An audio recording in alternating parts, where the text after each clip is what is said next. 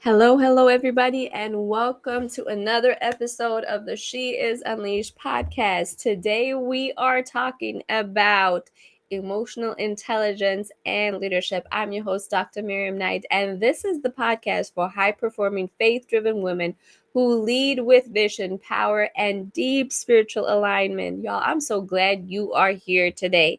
Listen, this is a conversation I believe that every leader, especially the faith driven, high achieving woman, needs to master. We must master this because let's be honest, your biggest leadership battles are rarely about the work, they're about the people. So, we're going to talk about emotional intelligence and leadership and how to lead with wisdom and discernment in the spaces that God is calling us to in this next chapter of our life.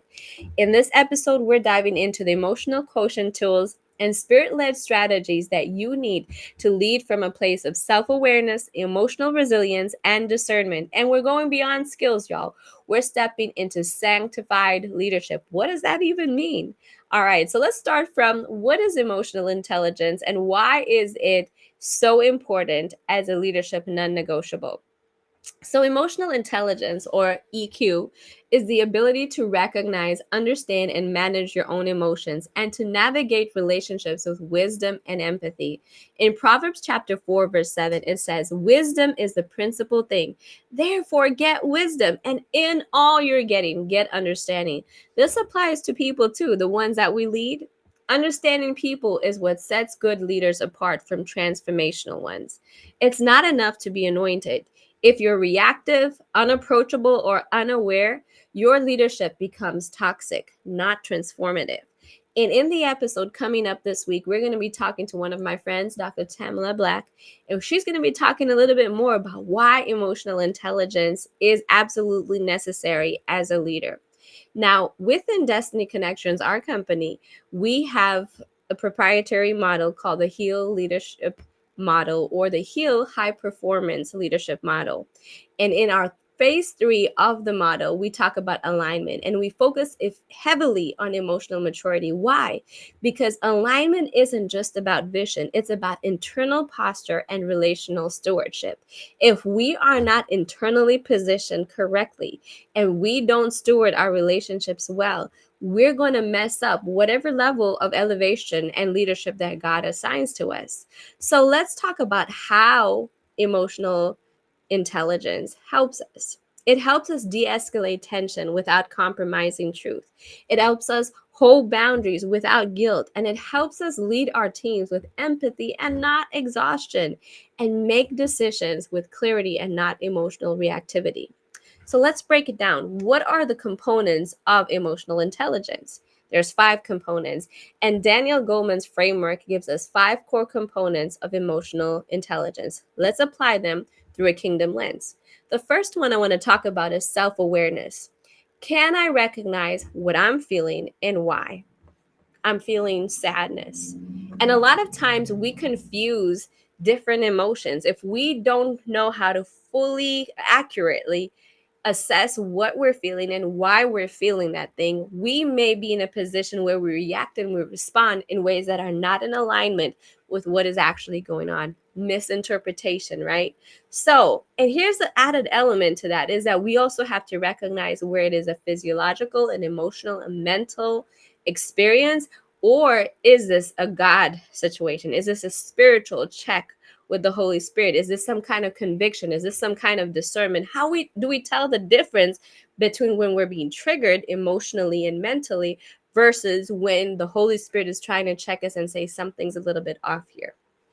Can I discern what I'm feeling and why?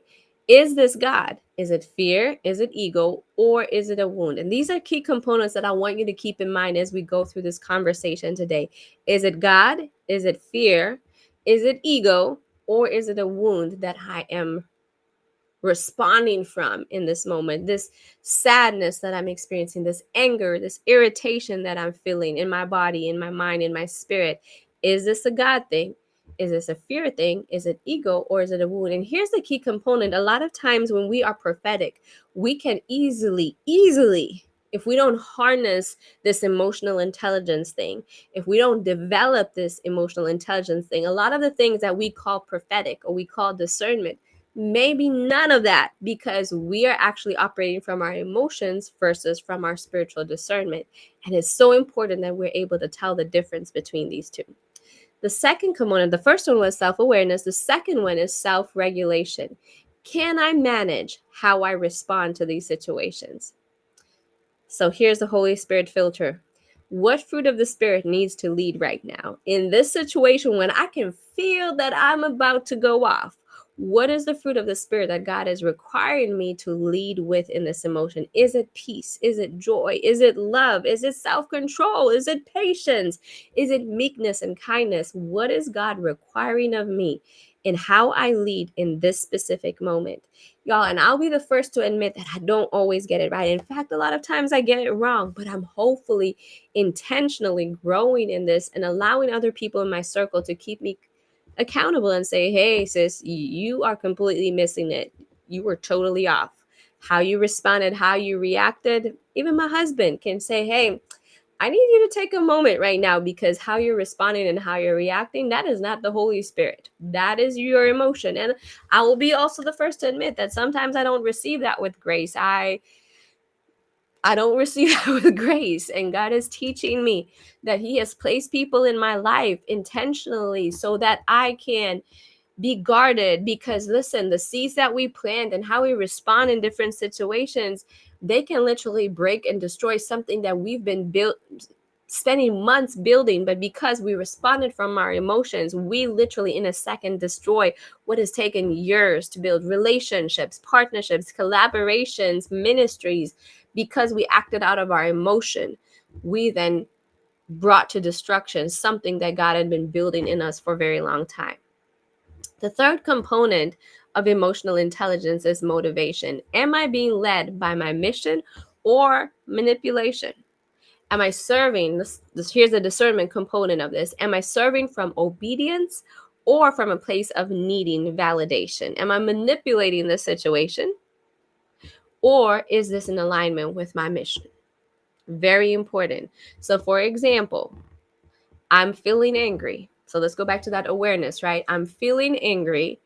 I'm feeling angry because I'm feeling disappointed. I'm disappointed because I had these expectations of these people and they did not deliver, or they fell short. In the space of where I'm feeling anger, remember, anger is a secondary emotion. What really is disappointment, what really is hurt, what really is maybe a level of frustration, right? How does the Holy Spirit want me to respond in this situation? He wants me to operate from a place of kindness, from a place of love, from a place of self-control and restraint. Because what is God's agenda in this situation? What is the motivation? God, in this situation, I want you to be glorified. God, in this situation, I want my actions and my words to reflect your glory and honor you in every way possible. So what would that look like? What are the actions that I can take that would be led by you in alignment with the mission, rather than I want to manipulate the situation because I want to appear in a certain way. I want to assert my authority. I want to assert my influence. I want to be seen as powerful. None of that matters. What matters is that God is glorified. The fourth component of this is, can I sense what others are feeling? Empathy. Can I sense what others are feeling and honor that without rescuing or overfunctioning? In a situation where I am feeling disappointed, angry, hurt, frustrated, where I'm recognizing God is calling me to act in a certain way, regulated by His Spirit, demonstrating the fruit of His presence in my life, where this is not about me, but it's about the kingdom and it's about the mission and the assignment. That is more important than my own feelings. Yes, I said that. More important than my feelings. Can I recognize that these people that have disappointed me, angered me, frustrated me, that they're acting out of their own frustration, their own ignorance? And in recognizing, being able to see things through the lens of their experiences and demonstrate empathy, what is God requiring of me that does not imply me rescuing or overfunctioning, overextending myself, doing what God never told me to do? An example is when you look at the life of Jesus with the woman at the well. He exercised truth and compassion, but he also had some boundaries because he didn't just accommodate her dysfunction, he challenged it, but in a way that was empathetic and kind and compassionate. He challenged her to shift. He challenged her to change. But he didn't come being high and mighty and looking down at her and speaking down at her. He came from a place of empathy and compassion. And number 5, so we said self-awareness, self-regulation, motivation, empathy, and finally social skills. Can I lead conversations, confront tension, build trust, and repair disconnection? Lead conversations, confront the tension instead of avoid it, build trust, and repair disconnection. Kingdom leadership thrives in covenant relationships, not just in contracts. So again, it's not just so much about the contract. It's not just so much about what am I going to get out of this, but it is how do I make sure that I honor the covenant and I honor God in how I navigate this situation. These 5 components, they're not just theory, but they're daily tools that we need to incorporate into our daily lives as high achieving, faith-driven women. And all spirit-led leaders need to be effective in all 5 in order to thrive. So those 5 components again: self-awareness, self-regulation, motivation, empathy, and social skills. And these are the 5 components of Daniel Goleman's framework of emotional intelligence. So let's talk about discernment, because we talk about that a lot, y'all, in our spiritual circles, in our faith circles. Discernment is the hidden superpower of emotional intelligent leadership, especially for those of us that are sons and daughters of the Most High. So let's talk about what the difference is between emotional intelligence and spiritual discernment. Emotional intelligence helps you identify what's happening. Discernment helps you understand what's behind what's happening. God, show me what's behind this. I see what's happening. I see what's going on, but God, give me deeper insight. What is behind what is happening? See, you can have a difficult team member and discern that their resistance is actually rooted in insecurity. And you can navigate tense rooms and the sense of spiritual warfare that is present in that room. That's discernment, right? Hebrews 5 verse 14 says, but solid food is for the mature who, because of practice, key component there, because of practice, have their senses trained to discern good and evil. It's being able to see when someone's being petty and when someone's being aggravating and frustrating and antagonistic, that in this situation, what is it? Is this an emotional reaction? Are they responding from a place of them being triggered? Or is this literally the enemy working through them to bring disruption and confusion? It's not being unaware of what the enemy is trying to do in the situation. And taking ourselves out of the situation allows us to be able to engage in discernment.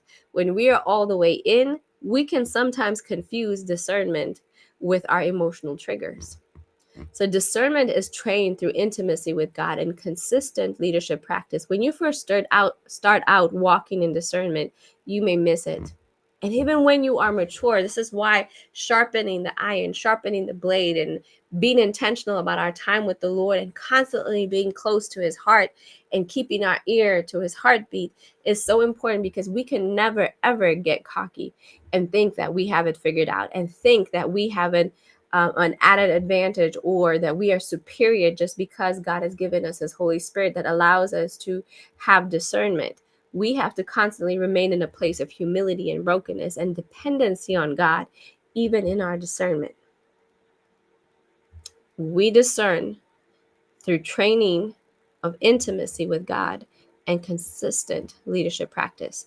This is why we have developed the Unleashed Leadership Accelerator, an 8-day boot camp with not just coaching tools, but spiritual activation and discernment frameworks. So let's talk about the almost last component of this: emotional triggers versus spiritual wisdom. How can I tell the difference between emotional triggers and spiritual wisdom? One of the key marks of emotional maturity is recognizing when you're triggered and choosing to respond with wisdom rather than react from your wound. Whenever your reaction, and I say this often with clients, whenever your reaction is bigger than the situation at hand warrants, then you need to be aware that you are responding to more than just the situation, but you're responding to a trigger that is bringing up not just this specific event, but other events that resemble this. This feeling is familiar, the situation is familiar. Something about this environment or this situation, this issue is familiar, and it's bringing up emotions that are not just emotions related to this situation, but other situations like it. You've got to ask yourself, this feeling I'm experiencing in my heart, am I feeling rejected, or was that correction necessary? When you're corrected, right?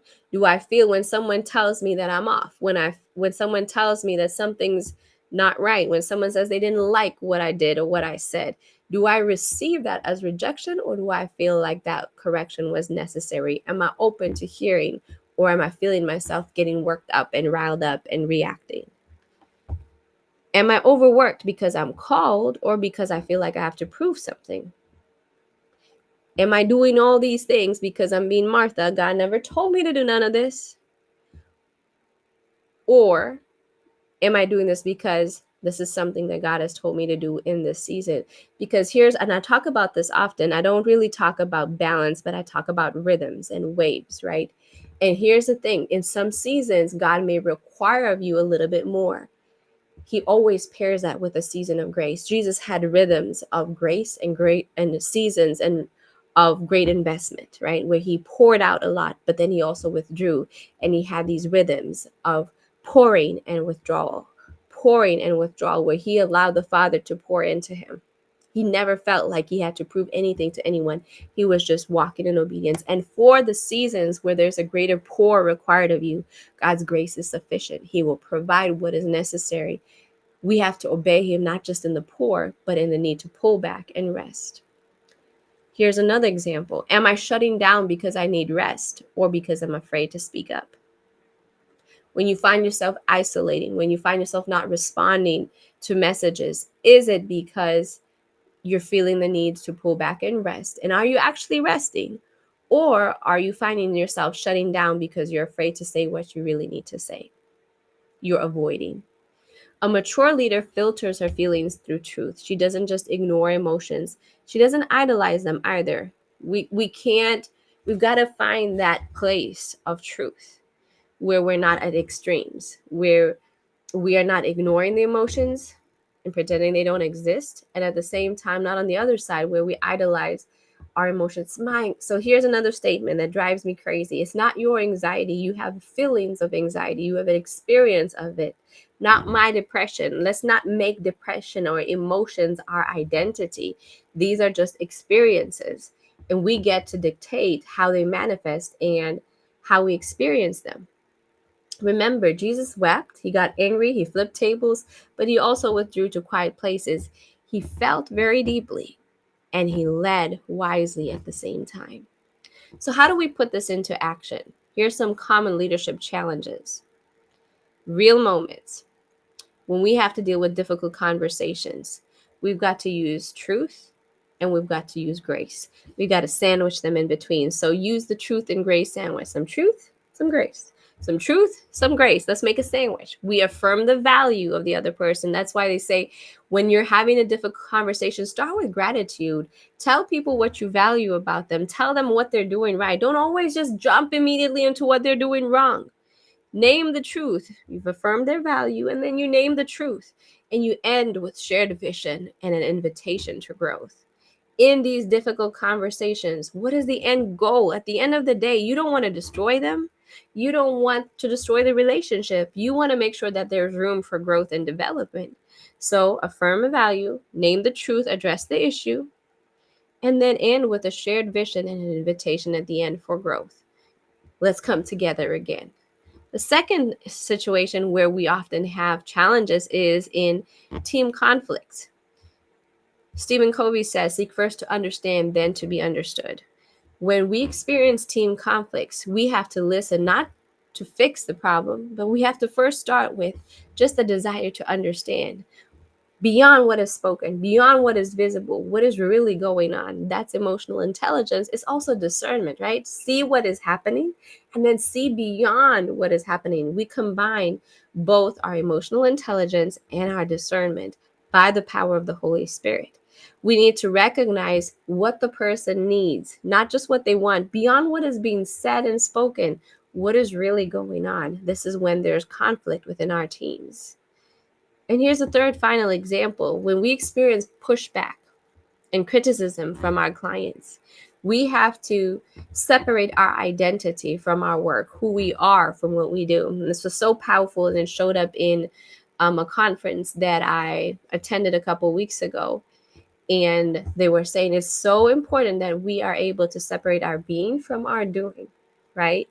Because if we are so we put our identity, attach our identity to the work that we do, we're not going to be able to receive feedback. Even in what feels like the most critical of conversations, we can find something constructive if we allow ourselves to listen with a different ear. We have to ask ourselves, what's mine to carry and what's theirs to own in this situation. When a client pushes back and they're critical about our work with them, ask yourself, what's the element of truth in this, and what is mine to carry? What is my responsibility in this, and what is not? What am I responsible for? What am I not responsible for?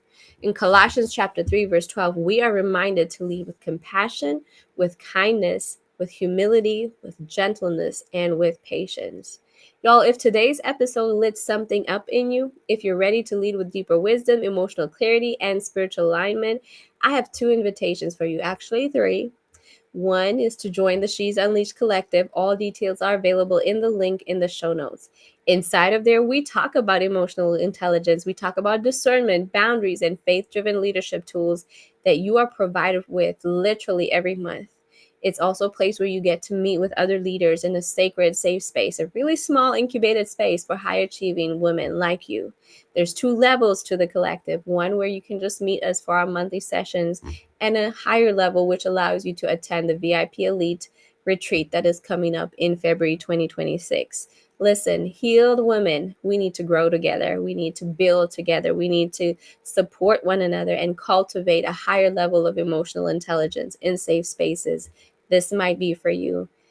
A lower level than that is the She's Unleashed Leadership Accelerator Bootcamp, which is a 1 week condensed intensive, which allows you to make some shifts and some alignments in your life. We do talk about emotional maturity there too, because it is so critical to your leadership journey. This 8-day bootcamp allows for you to grow in your emotional maturity and leadership mastery. It is a self-paced, it's not a coaching program, it is a course, and it allows you to grow at your own pace, right? So if you can't attend the live sessions, you can get the replays and be able to do the work on your own.